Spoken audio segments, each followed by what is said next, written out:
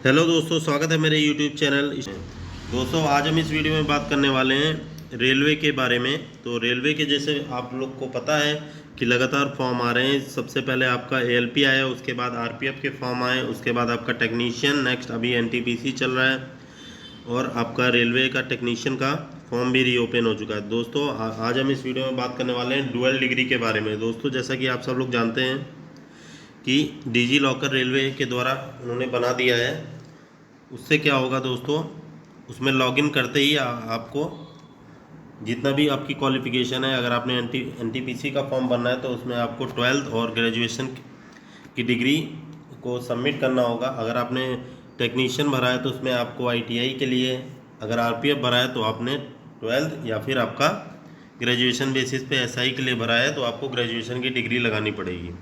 और एएलपी के लिए आपका आईटीआई मस्ट है। दोस्तों, जैसा कि आप सब लोग जानते हैं, आपने सबसे पहले फॉर्म भरा होगा एएलपी का, तो उसमें आपने 10th या भी आपकी जो बीटेक डिप्लोमा क्वालिफ़िकेशन होगी उसको लगाया होगा। उसमें कोई दिक्कत नहीं आएगी। लेकिन उसके बाद अगर आप नेक्स्ट फॉर्म भरते हैं आरपीएफ का तो उसमें आपको ग्रेजुएशन भी लगाना पड़ा होगा। तो कई जो हमारे छात्र हैं उनका ग्रेजुएशन के साथ साथ आईटीआई हो सकता है या हो सकता है उन्होंने डिप्लोमा कर रखा हो। तो आइए हम एक एक चीज़ को डिस्कस कर लेते हैं कि कौन कौन से ऐसे छात्र हैं जो उस फॉर्म को भर सकते हैं या फिर आगे के फॉर्म को ना भरें। चलिए दोस्तों, सबसे पहला पॉइंट हमारा आ जाता है, ये हमारा जिन्होंने आईटीआई प्लस इंटर रेगुलर कर रखी है तो वो फॉर्म को नहीं भर सकते, क्योंकि ये दोनों ही अमान्य डिग्री हो जाएगी। क्योंकि आईटीआई आपका रेगुलर कोर्स होता है और अगर आपने एक साथ ही इंटर भी कर लिया है रेगुलर से तो वो आप एलिजिबल नहीं रहेंगे। वो डिजी लॉकर से इजीली उसको देख सकते हैं। जैसा कि आप मान लीजिए आपने डिप्लोमा आईटीआई लेके आपने एएलपी का फॉर्म भर दिया प्लस आपने एनटीपीसी का भी फॉर्म भर दिया इंटर बेसिस पे, तो वहाँ आपका फॉर्म दोनों ही रिजेक्ट हो जाएगा। चलिए नेक्स्ट है हमारा आईटीआई अगर रेगुलर करते हैं, इंटर प्राइवेट से करते हैं तो ये आपके लिए मान्य है। यानी कि अगर आपने आईटीआई जो कि रेगुलर कोर्स है उसके साथ इंटर प्राइवेट से किया हुआ है, प्राइवेट का मतलब ये नहीं होता दोस्तों कि प्राइवेट स्कूल हो या गवर्नमेंट स्कूल हो, तो इसका मतलब ये होता है कि आपने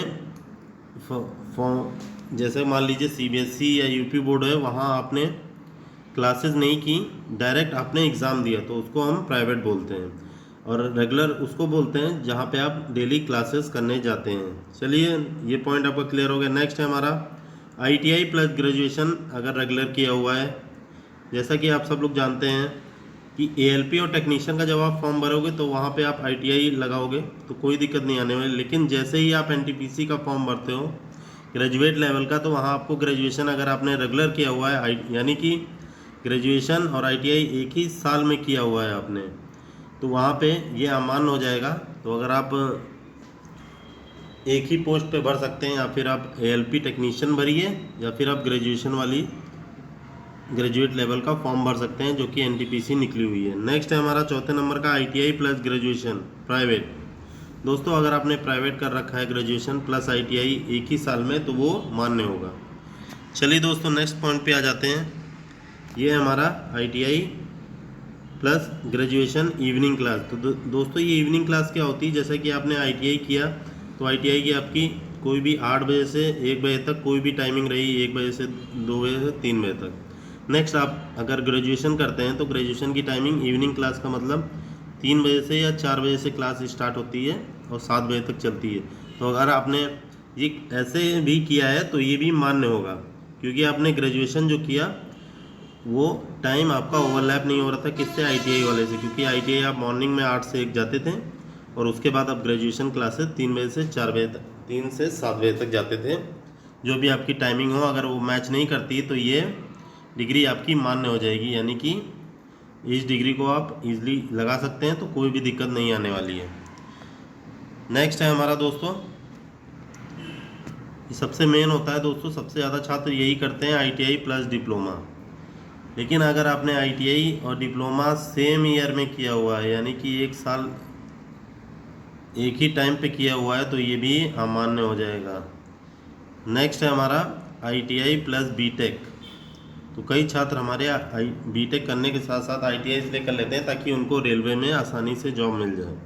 यहाँ पे आपने बीटेक का भी सेम ईयर किया हुआ है, आईटीआई भी सेम ईयर में किया हुआ है, यानी कि सेम ईयर में पास किया।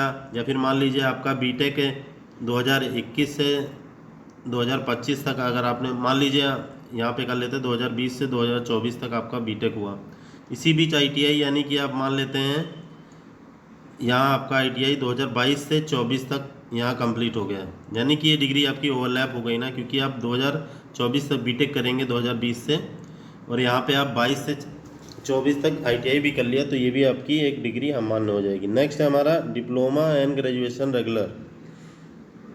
अगर ग्रेजुएशन रेगुलर किया है प्लस आपने डिप्लोमा भी उसी सेम ईयर में किया है, तो ये भी एलिजिबल क्राइटेरिया से बाहर हो जाएगा। चलिए दोस्तों नेक्स्ट देख लेते हैं।